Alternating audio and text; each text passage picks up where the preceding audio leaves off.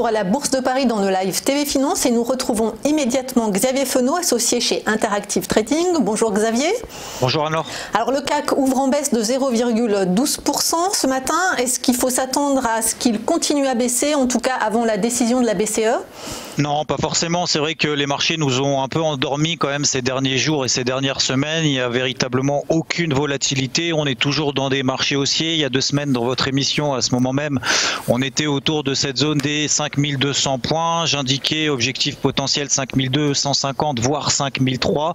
Tant qu'il n'y a pas de toute façon de bougie impulsive baissière, c'est-à-dire de fort finalement hausse de volatilité, pour le moment, il n'y a absolument aucun signal de retournement baissier. Pour aujourd'hui, on est dans une phase de range sur le CAC. A priori, encore une fois, comme vous venez de le dire, il y a la Banque Centrale Européenne cet après-midi, rendez-vous quand même très attendu. Il y a également l'emploi aux États-Unis demain également, ça risque d'amener un petit peu de volatilité.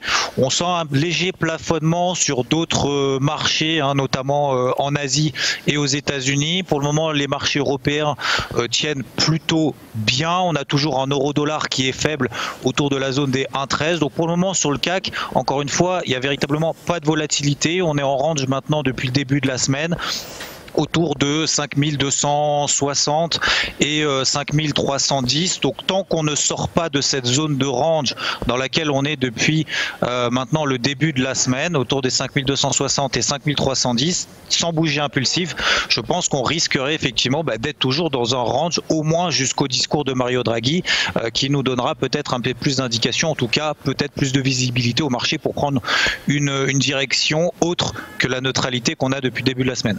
Et alors pour la suite, Xavier, maintenant que les publications de résultats sont un peu terminées, qu'est-ce qui va rythmer la tendance? Les événements géo- et macroéconomiques, le Brexit et la guerre commerciale?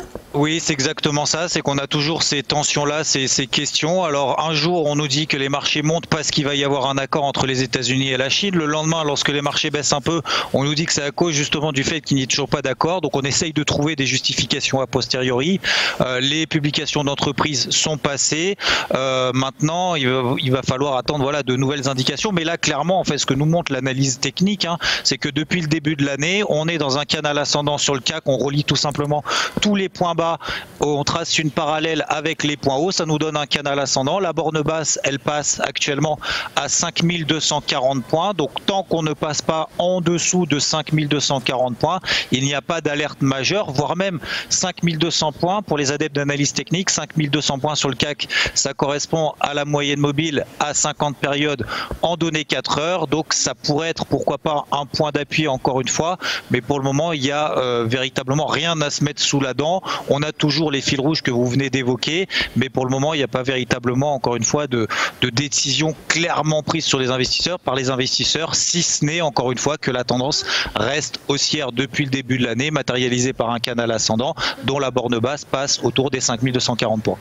Merci Xavier Fenot, associé chez Interactive Trading.